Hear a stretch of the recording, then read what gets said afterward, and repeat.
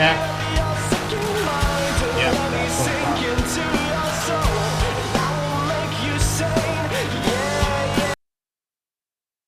what Let's mute that, and we should be back in the.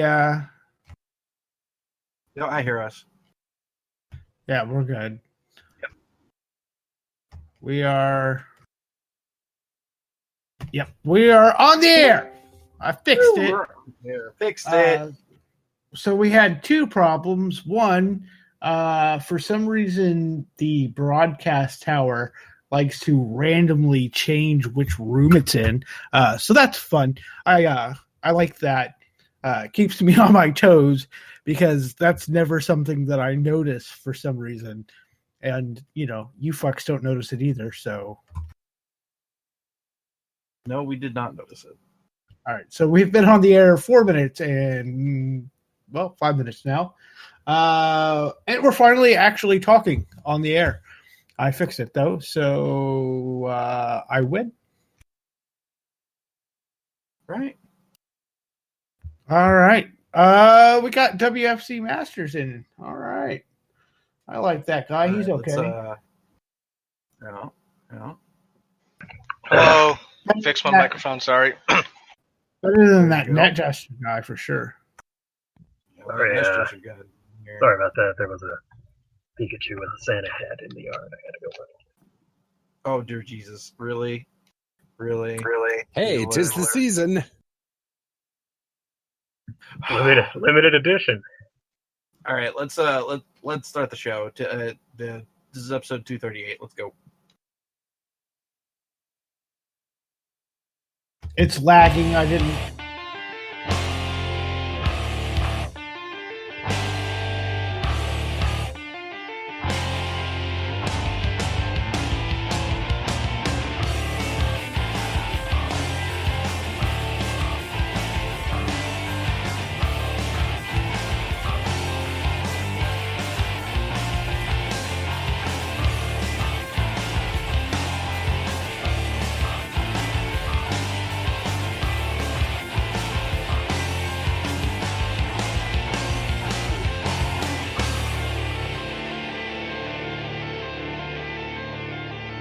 Hey, everybody, and welcome to episode 238 of the Smark Snark podcast. My name is Gunner. That is Omega BR. I wonder if there are missing no on the Hardy compound or any eager Pokemon Go players. Oh, dear Jesus. I really hope there isn't. Joining us this week also is our wonderful technical producer, Mr. Yangan BDS. Windows breaks it, and I fix it. That's pretty much how it goes every week. Yep, Bill Gates gets the bone over Yankum every week because he hates the Jews. Also joining us this week is WFC Masters. I just saw the greatest thing in the history of wrestling. We just saw the greatest thing in the history of wrestling. We'll talk about that in a little while. Also joining us, I guess it's in that Jester. Hi there, everybody. How you doing from the Great White North? What's your snow count? Fucking little cunt. I think we've got 6 inches so far, but that's 6 inches more than we'll ever have. I'm just saying. I've got if God shook his hair and needed some head and shoulders, that would be what we got. I figured I'm not sure. Ooh, more the bad kind of snow. All right, let's get started here with the news. WWE announced today the first ever United Kingdom title tournament coming this January, co-hosted by Nigel McGuinness, and I believe Michael Cole is the other person on the commentary for that. The 16 competitors include Pete Dunne, Tiger Ali, Trent Seven, Tyler Bate, Wolfgang, Tyson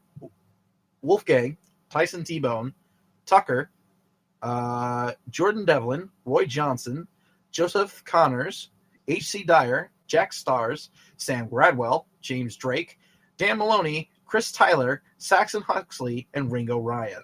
Who the fuck are these guys? I've heard of 2 of these people, maybe 3. Yeah, I kind of hate to say it because it kind of says more about us than it does. WWE, but in a way, I mean, people probably know Pete Dunne, of course, and have probably heard of Tiger Ali, or at least think they have, because the name is, familiar. It's not Tiger Ali Singh, I imagine. Yeah. Because he's Canadian. A lot of people saying this is their response to the ITV thing, the World Sport thing, and which it probably is to a point. I mean, it wouldn't surprise me if they had plans for something like this in general, just because the UK is a bustling scene at the moment, and maybe the point of the whole thing is to kind of introduce people and just farm more talent, but. I'm surprised they made it a championship, though. I mean, to make it a which if you haven't seen it, it's the same home run plate template, except with some fancy crowns and lions and horses and stuff in the center, and it actually looks pretty nice. I mean, it looks like a coat of arms, and I mean that's actually what it is. It's a coat of arms, and it looks really cool. If that's what they actually go with, then it's going to be the best looking title in the company. So I'm getting some corrections here from the chat. So Pete Dunne was in Bola. Wolfgang is the ICW champ currently. Dunne is the Progress champ. I love that belt. I think it looks awesome, to be perfectly honest. So I mean, there's a few people there that are pretty prominent in the British wrestling scene. Yeah, right now. The point is, if you know about the British indie scene, then you probably are pretty stoked. You're casual. I guess the point I'm making is, compared to the Cruiserweight Classic, where, several of those names potentially you've heard before. I mean, possibly Drew Gulak and things like that, from various promotions. I mean, at the same time, it is UK after all, so you might not necessarily expect American fans, particularly your casual WWE fan, to know them. But again, that's kind of the point, get exposure. And by the way, William Regal made it clear that they can all wrestle for whatever promotion. This isn't like a lock-in deal or anything. This is like he didn't say it's a one-time thing, but that's kind of the implication. Can we all just agree that Ringo is our least favorite? Almost. He strikes me, two of those guys, by the way, there were 18 names, so two of those guys are alternates. He strikes me as someone who might be an alternate. Well, I mean, you've got Ringo and Paul and John, and if you're going to choose, you kind of have to put Ringo at the end of the list, right? I didn't expect a Beatles joke out of you. You're working my side of the street. What the hell, man?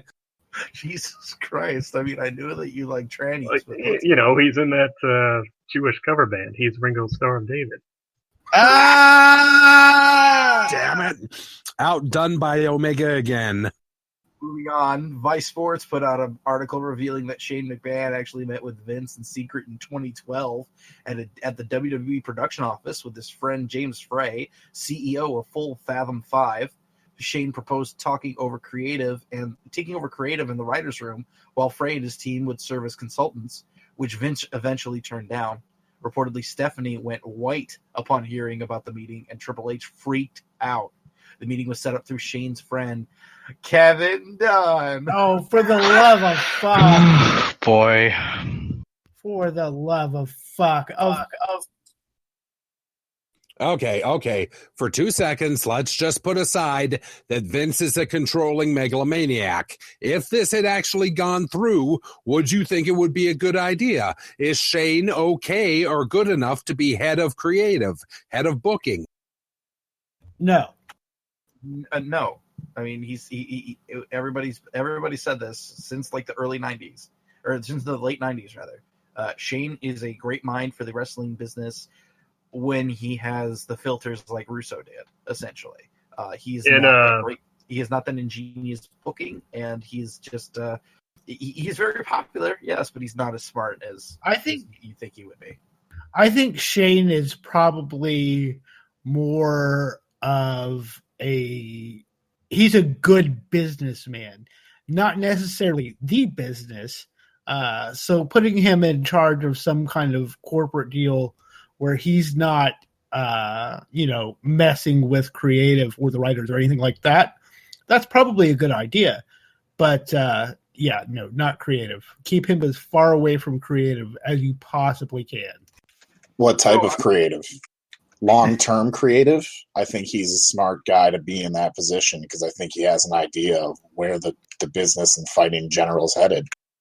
Well, it's interesting because this was 2012, remember? This was right when Triple H was starting to develop NXT and kind of get his own hand on the book, so to speak. Exactly, which is the scary part about all of this. Because think about this for a second. I want to bring up a name here, and I want you to realize this. So, what if they took over? Punk never leaves. Think about that for a minute. Punk would never leave at that point because they wouldn't fuck him over like they did before, because they would change, because it would be a change, and I bet you anything somebody Punk knew about it at some point or another, and maybe this influenced it as well. But if he didn't, regardless, the Punk thing could have gone down completely differently if Shane had taken over. That's true. But we wouldn't have a lot of the good things that we have now. We wouldn't have a women's division. Yes, that kind of matters. It's all up in the air, really, because I think the more direct influence with H is NXT. I don't think NXT would be anywhere near it's at without him being involved. Right.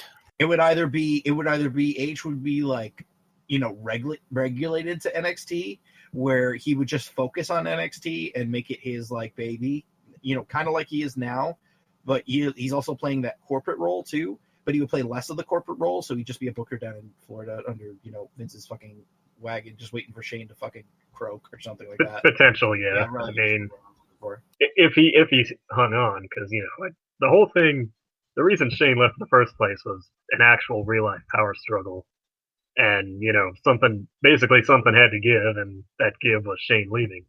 So, if Vince said, turn around and said, all right, Shane, now you're the one in charge. These other two can saddle up or what have you. And, who knows? But moving right along here, speaking of people that were released, WWE recently released Tom Castillo, who took over Stephanie's old position and was the number 3 person in creative behind Vince and Triple H. It was a budgetary move, and Castillo assured people on social media that his heavy involvement in the women's division, including pushing for the Hell in a Cell main event, won't cause a sudden relapse in the division's progress. This is a good and bad thing. It's cutting executives, which they should do, to save money. It's a bad thing because of what we just said. But does anybody else care? Yeah. I mean, I hope he's right that it doesn't cause the women's division to fall into disrepair. Hopefully it continues at least where it's at. I mean, this is still better than where it was, 3 years ago under Laurinaitis. And I think we can unequivocally say that the women's division on SmackDown is better than the women's division on Raw. Yeah, I would probably agree with that at the moment. I agree wholeheartedly. Well, I think it's only that way. It's only that way because that trade didn't go through on Raw. Because Eva Marie going to the Raw brand all read everything, man. No, it's only that way on SmackDown because nothing they do on SmackDown is historic. Yep. So they actually have to build some fucking storylines and heat instead of it's fucking historic. Look at this thing that we're doing that was done a decade ago, like the Street Fight or whatever. Hey, Sarah Palin's at the Seahawks game. Speaking of historic. Oh, God. I wonder if she gets to Russia from her seats. No. Moving on. F4W Online has reported that Chris Hero is on his way back to the WWE and has already gone medical tests to do so. Chris Hero came out on Twitter and said that it's shoddy journalism. Who do you believe? Well, Meltzer later came out again and said he's referring to other reports about it, not his actual report.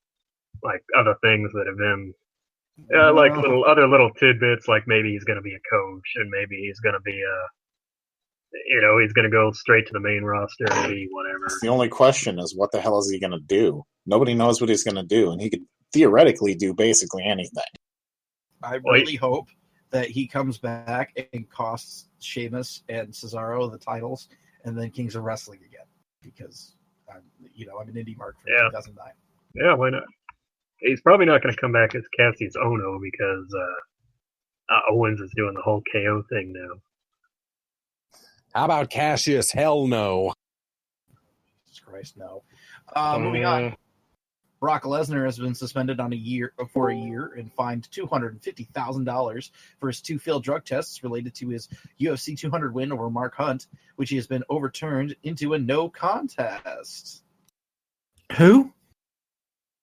Who cares? Oh my God, really? Damn. Pretty rough year for the Beast if you think about it. Just a lack of direction and remember he got eliminated from the Rumble by the Wyatts because they thought they were going to set up that program. And instead he faced Ambrose and Reigns at Fastlane, which led to Ambrose in that street fight at Mania where Ambrose accused him of being lazy. And then SummerSlam was the match with Orton where it got stopped because he literally beat Orton to a bloody pulp in that head scratcher finish. And then that led to him attacking Shane McMahon, which led nowhere. And then the whole Goldberg thing, which, it just seems like a big lack of, they don't know what to do with him, really. Did it hurt his pocketbook, though? Yeah, that hurt his pocketbook, which he a little bit. You could tell. You could tell that he's very unhappy with that. I mean, like, that's the only reason he's unhappy. That's the only reason he gives even the slightest of a shit. If they would have just suspended him, he wouldn't have cared at all. How much money did he make off that fight? I mean, like a couple. A lot more than he got fined. Right, exactly. A couple million at least, yeah. Yeah, I mean, so this is a scratch in the dirt for him.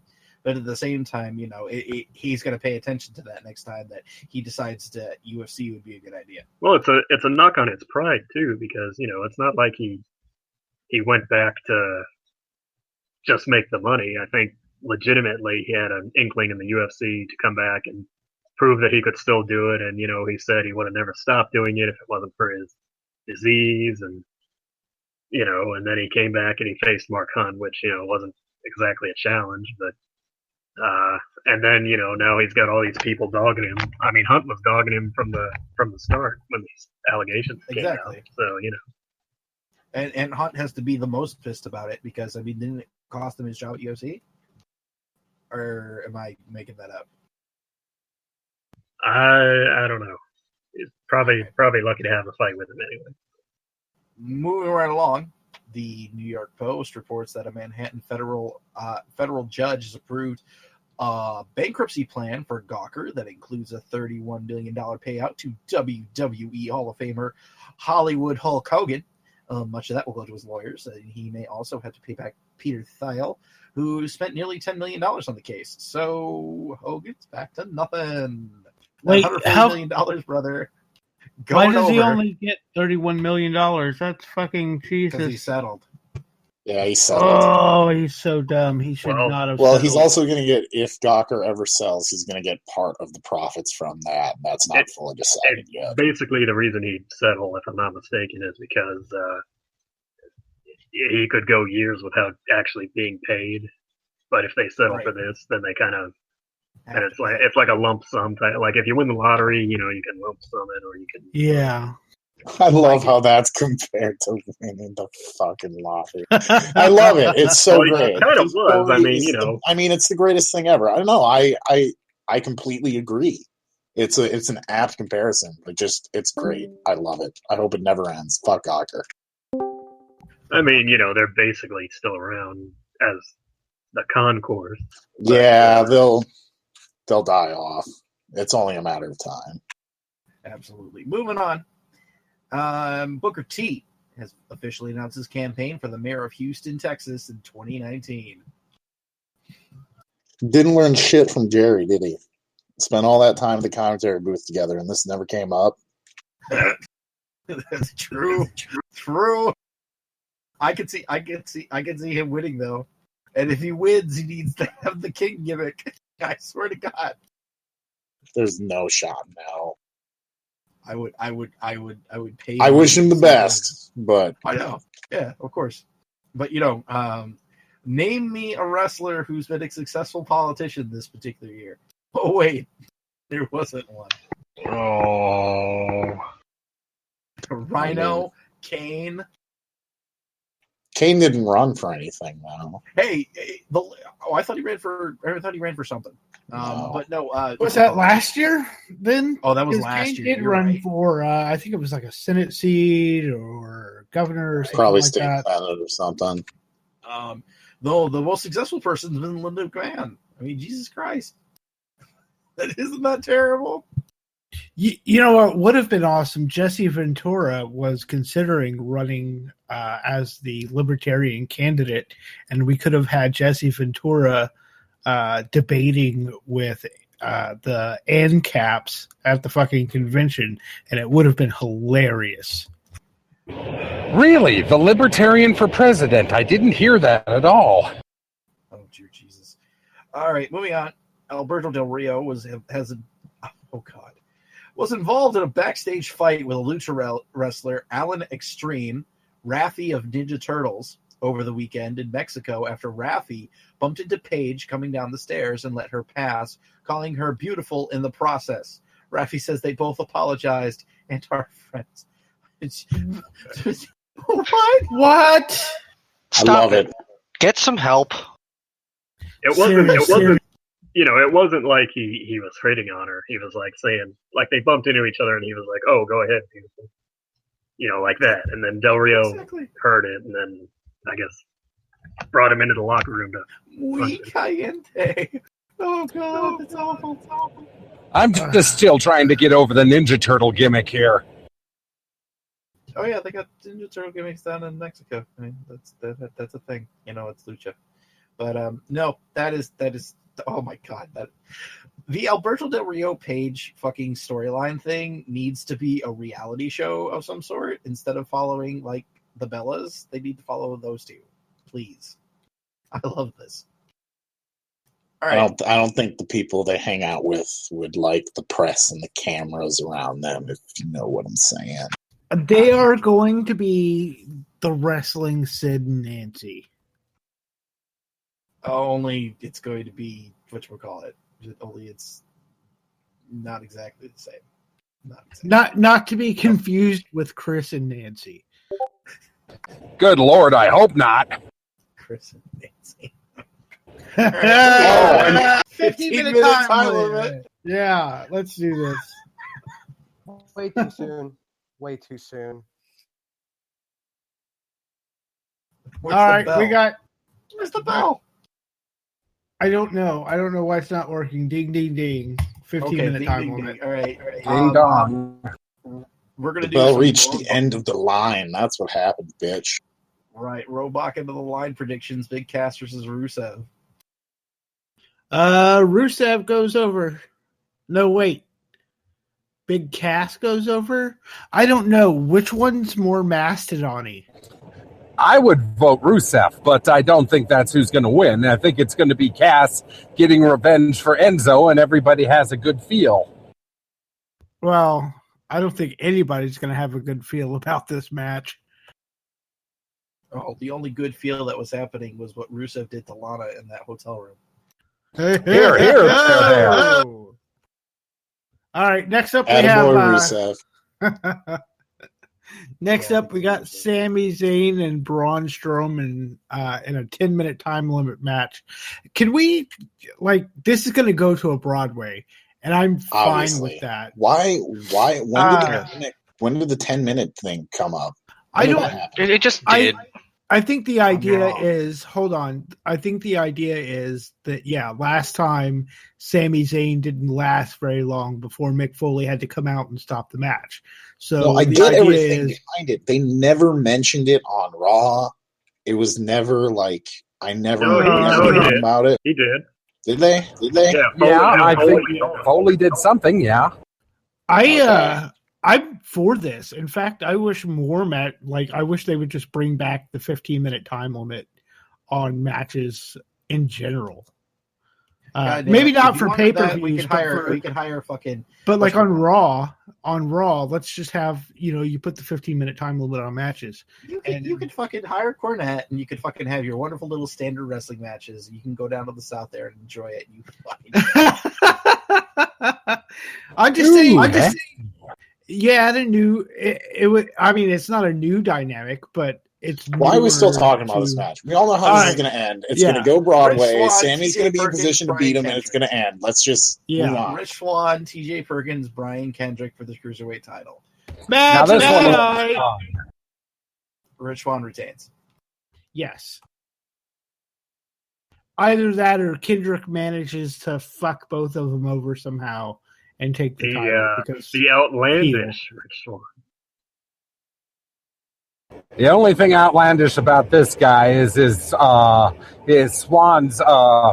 wings aren't big enough on the side of his tights.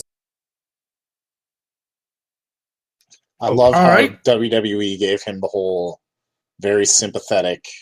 His parents died. He's doing this to get out of a rough life, and then he's the outlandish Rich Swann. Like, what the fuck? It's such a weird disconnect. You could say he's the Black Swan.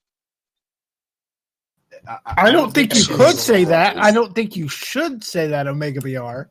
Hey, nothing wrong with a bunch of black people celebrating their titles. I'm not. I mean, just because Natalie Portman in that movie was so outlandish. Yes. Hey! All right. Next up, we got the New Day, and they're facing Sheamus and Cesaro for the Raw Tag Team titles that they will lose. They have gotten their record.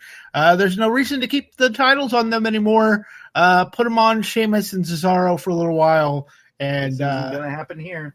No, not here. They're gonna keep the titles until WrestleMania. Yep, that's exactly what I think too.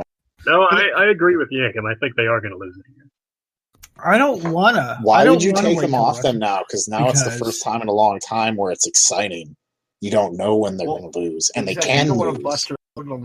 You don't want to bust your load in the first match. I mean, come on. It's not going to be. I don't think that they'll do it right here. I mean, it's too small of a stage for it to do it. Maybe at the Rumble. Those roadblocks. Yeah, I guess I could see Rumble, maybe. Yeah, the Rumble. I just feel like doing it here would be stupid, and it would be a distraction from what's supposed to be the big match that sells this show. Well, it kind of would be, but Cesaro too. Like, those are two dudes who don't need it. Well, they don't need it, but they're going to get it because they keep pushing this narrative that they're a tag team. Right. And they're finally working together in harmony. I stand by what I said. I think Sheamus and Cesaro will win it here, and they'll kind of go with that for a while, because to do otherwise, it's kind of like, let's say New Day does win. Where do you go from there? They beat, 4 other tag teams prolifically on Raw, and now they have this other rematch here. I mean, if it doesn't happen here, then they're kind of, they're back to kind of being stale, I think. To an extent. However, they can be stale.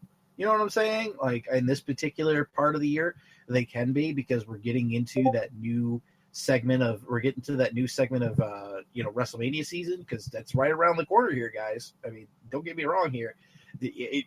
As soon as Christmas is over, that WrestleMania season is going to ramp up so hard, it's going to sound like Dean Ambrose's fucking entrance music. That did not give you an invitation, Net Jester, to do a Mouth Tunes version of it. Moving on. In what I'm going to call the potential sleeper match of the year, Seth Rollins versus Chris Jericho. I want to see this match. It's going to be really good because both of these guys can go. I have no doubt this is going to be a good match. Do I care about it a whole lot storyline wise? Not really. Because I mean, the whole thing is what does beating Seth Rollins get Chris Jericho? A shot at the title.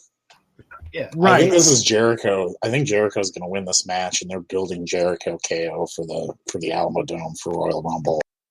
Ooh, that would be cool. Because I have this.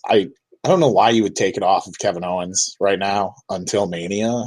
So, if they're going to put Rand, we'll talk about that. That would be the good place. That would be the good place to do it too, because the title matches never really matter that much at the Rumble. You don't expect a switch. That would be a good storyline behind it. That's kind of why I think they're building Jericho, and then you have Jericho and someone, Seth, as a triple threat, and then obviously Reigns wins it at Mania because he's Roman fucking Reigns. That's what he does. Yep, big dog's got a hunt at Mania. All right, now we got Sasha Banks and Charlotte in a 30-minute Iron Man match for the Raw Women's title. Excuse me, an Iron Woman match. That's not what it says on the format. Well, that's what it is. So are you saying that because they're women, they're not part of mankind? No, I'm saying that this is historic. I'm triggered. I'm saying that this is a historic moment, even though this has already happened before.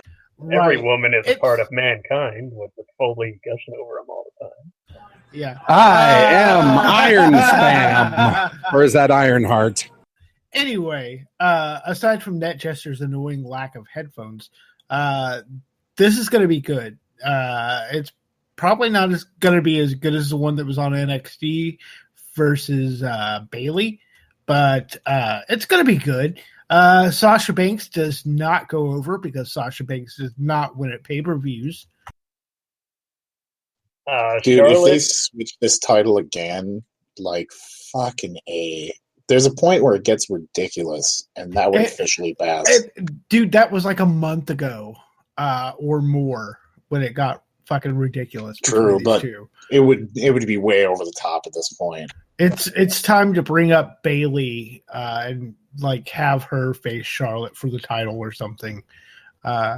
Maybe give Alicia Fox a push, let her to run with fucking Sasha or something. I don't know. I think Charlotte gets a fall early, like within the first 2 or 3 minutes from cheating, basically cheating and not getting caught. And then the match goes on for the next 20, 25, and it looks like Sasha's going to lose. And then right toward the end, like final 2 minutes, she manages to submit Charlotte. They go 1-1. They break the 30 minutes. They go to the tiebreaker, and then Charlotte gets the slip on her, and with a stupid, it won't be a submission, it'll be a stupid roll up. And Yes, bring back the fucking Divas division. Why don't the Hiroshima roll up? It'll be a fucking school Hiroshima roll up. It'll be a goddamn. I coined that phrase for whenever a roll up wins in a Divas match or women's match. That's just a disaster right there. Yeah. Last match. Kevin Owens versus Roman Reigns for the Universal title. Can Kevin Owens carry Roman Reigns through a title match? I think probably. So. Yeah. Roman wins. Clean. God. No, God, you know what's gonna happen. No, you know what's gonna happen. No. And then you'll have both belts going in the WrestleMania. Oh, God, no. God, That's how they're going to do it. Oh, God, no. They'll do a quick switch. They'll do a switch at Royal Rumble. They'll just flop it back. It won't be long. I'm going to say that toward the end of the match, Jericho's music hits, distracts Reigns. Owens takes advantage. Jericho is mad the next night because Owens used his music, arranged for his music to get played without his consent.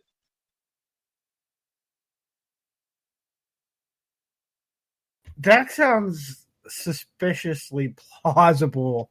Sounds good, actually. I'd be down for that.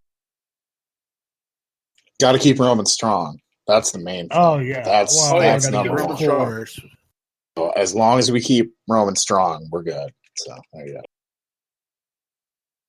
And whatchamacallit, it's a disqualification too, just because the music is used. No. This show sucks. All these pay-per-views suck. Can't wait till they cut like all of them because they're fucking awful. They're doing only 18 next year. Aren't you ready for only 18? You know what's scary? That's the least they've done in a decade. Fuck off. Jesus. That is fucking. It's preposterous, I've dude. said it so many times. You only need 12. They got fucking lucky pulling a decent show out of Survivor Series, which is usually pointless dog shit every year. So many of these need to go. RoadBlock into the line. This one's got to be the top of the list. Or as Omega BR called it, RoadBlock end of the line, which is fairly fucking accurate because if you picture the colon as a line, it's the end. Yes, yeah, this is the end. It's poop. It's poop. All right. We're actually going to do a little extension here because 2 minutes and 20 seconds left. All right, we'll do a little extension here too. I know Save Us Dog watched it. I know WFC Masters watched it, and I know I watched it. Final deletion from the Hardy compound. That was fucking amazing. This is the greatest thing I've ever seen in wrestling ever. I'm not even exaggerating about when I say this. This is beautiful. This is the first time that TNA has ever felt like a really unique brand in a very, very, very long time. They really need to do more of this shit. They do. Not don't overdo it, but like I wouldn't mind if they did this like an NXT thing where they just did something like this every quarter or something like that. Dude, Matt Hardy has to get the book. Why not? He's already proven that he can draw. Him and the Bucks drew thousands of people in Chile, and it's obvious that he gets something. I don't understand how but it's so great. It's not believable in any way, but you're totally invested in it. You can completely just let go of your disbelief because you want it to be real. And it's so great. It's amazing. The operative word for this is fun. Mm-hmm. They're not doing this out of out of any sort of corporate obligation to be beholden to anyone.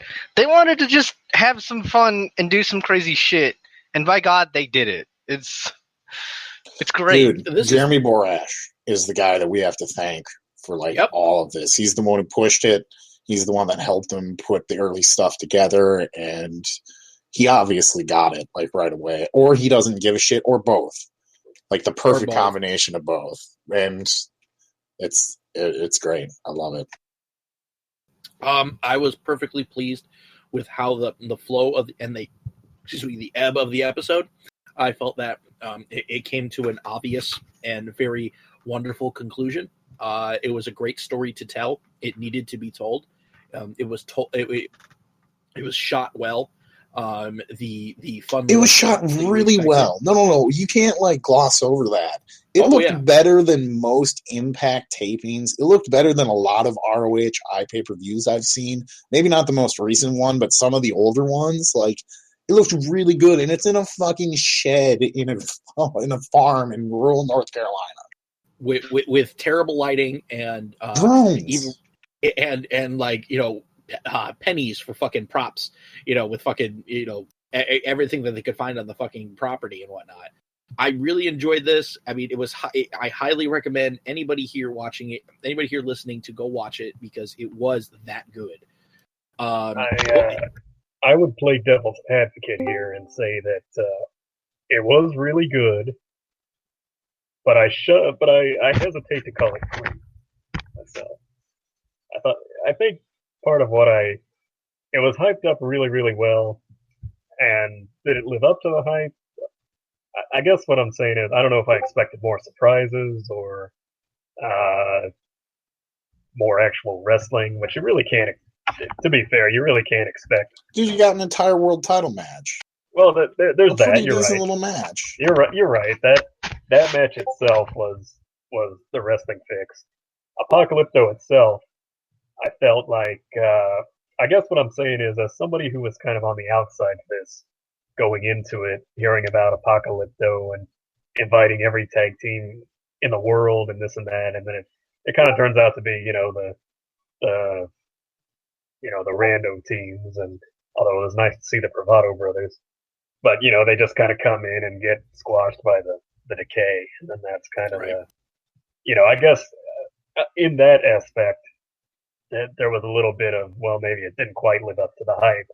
But as far as pure storytelling, and Gunnar was saying this earlier, as far as it being Lucha Underground, but in America, basically, American style, I think it was done pretty well. The story, the camera angles, a lot of it comes off really goofy, of course. Like when,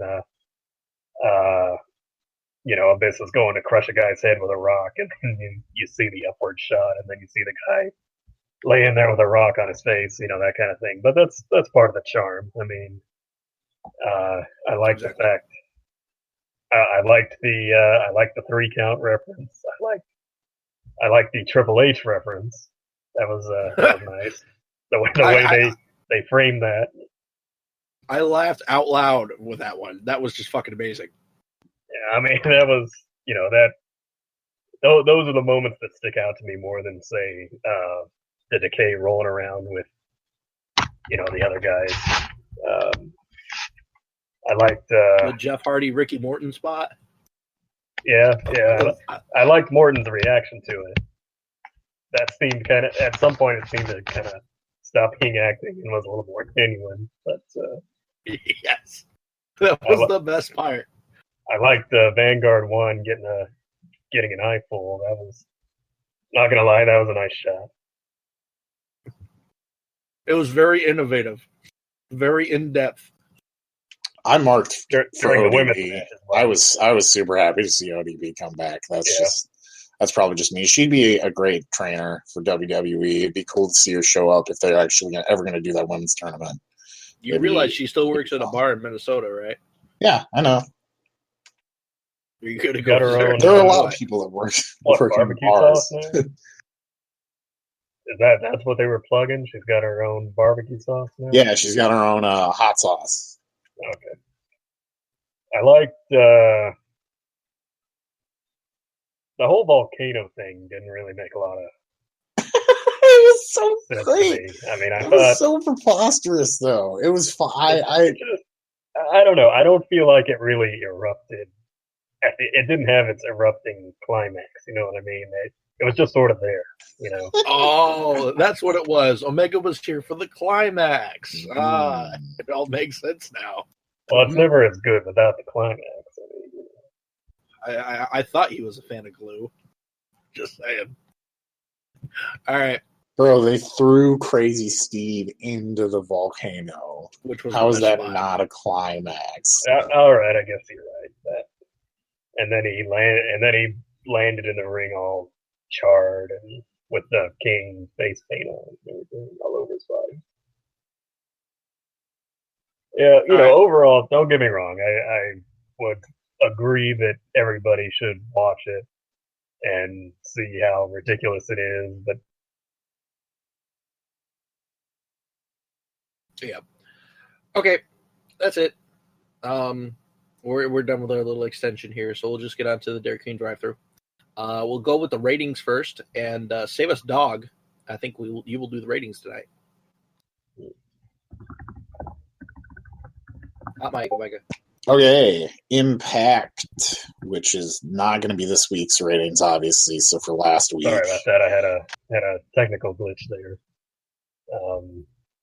I was just going to say, when Josh Matthews said it was the best thing it was better than any WrestleMania he'd seen, I think he was lying, to be honest with you.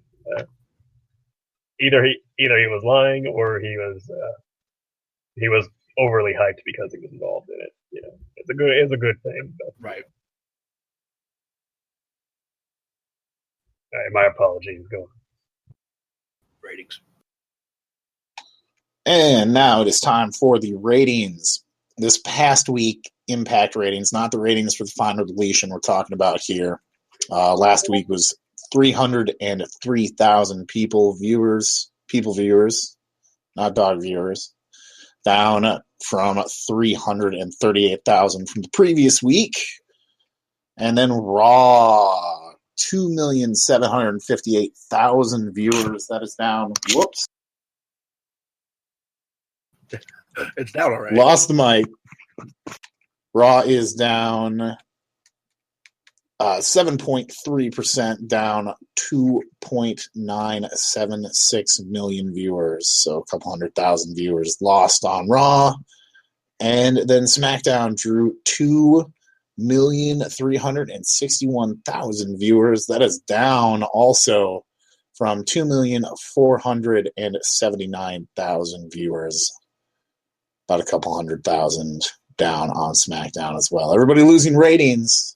Thankfully, total nonstop deletion. Next week, we'll see that big bump. I'm guessing 450,000 viewers for Impact next week. I'm going to be bold. 416. They have cracked 400, but it hasn't been by much. I think they're going to go a lot over it this week. Okay. Yankum, I believe that you're going to read the birthdays today because Vassar is not here. All right, hold on. Let me just look through here and make sure I don't see any shenanigans. All right. Rene Dupree and Eric Young on the 15th. On the 16th, we have William the Refrigerator Perry. On the 17th, we have Nick Dinsmore, Kiyoshi Tamura, and whoever the fuck is typing that they're gay and love dicks. On the 18th, we have Stone Cold Steve Austin, Trish Stratus, and Rob Van Dam. On the 19th are no birthdays. On the 20th, we have Tarzan Boy, Takeshi Rikio, and Gran Okuma. And on the 21st, we have Primo. And now it is time for This Week in Wrestling with Omega BR. Yes, This Week in Wrestling History. Like a 1956 where Jerry Graham defeats Bobby Whitner to win the NWA Southern Heavyweight title in Florida. Jump to 1963 where Vern Gagne becomes a 6-time AWA World Heavyweight Champion, defeating the Crusher in Minnesota, ending Crusher's second reign as champion.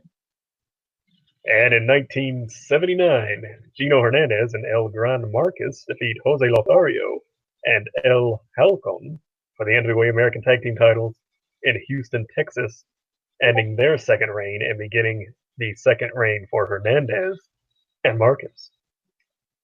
And that was This Weekend Wrestling History. Happy Trails this week to Zack Ryder, who is having knee surgery and may be out indefinitely. He just had knee surgery in Alabama today, I think. And hopefully he'll be back sometime, I believe it was 6 to 9, what was said. Basically 6 months was right around the time that he would come back. So we'll see him in June. He's going to miss WrestleMania. Poor guy. And happy trails to Todd Garzon of the NXT security team, who recently passed away. So our condolences go out to his friends and family down there at NXT and his real family too. What should we watch this week in wrestling? I'm going to read WC Masters, and WC Masters said that he wants King Maxwell versus Spud in King Maxwell's debut match. Let me tell you something. 15 years from now, when King Maxwell is actually a wrestler, he will look back at that match and wonder why he's such a spot monkey. Yankum DDS, what should we watch this week in wrestling? Well, I didn't get to see Final Deletion, so I guess that's what I'm watching. Mm-hmm. No shit. Let's see here. Save us, dog. What should we watch this week in wrestling? Go watch ODB return and beat up that chick, whoever the fuck she is. I had no idea who that. She was a former Knockouts champion, not Rosemary, the other one. Sienna. Okay. Sienna. What should we watch this week in wrestling? I've been watching a lot of I guess past favorites from the year and shit. So I'm gonna go with fuck, I don't know. I had a match, but I really thought about it. I'll think about that later. Get back to me in a week from now. All right, works for me. Omega, what should we watch this week in wrestling? Speaking of good matches in 2016, I thought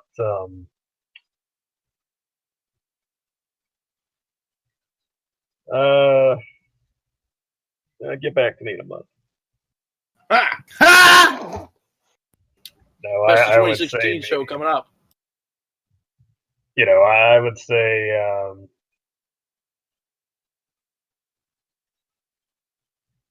I'm leaning towards NXT, but it's kind of hard to remember because a lot of them have been called up since. I